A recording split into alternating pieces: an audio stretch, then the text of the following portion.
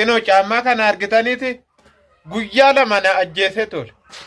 Samoon ammoo adurree sadi barri fuulduratti ajjeesee bineensa tokkos ajjeese tanaan dura. Maal go'aseet?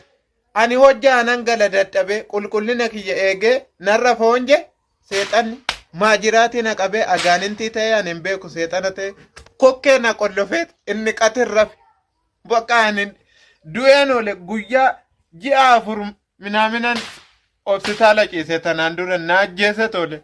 Miila duwwaa akkan hin deemne qoreen na waraana gufuun na dha'a wantoonni qara adda addaa miila irratti balaa na fidu.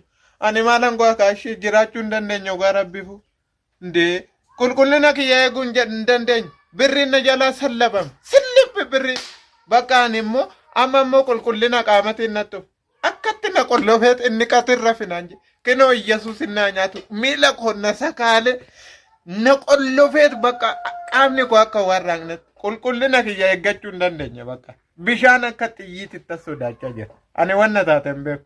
Maaloo bannaatachuu furmaata naa kennaa ani bannaatachuu miskinii miti hin dandeenye dhugaa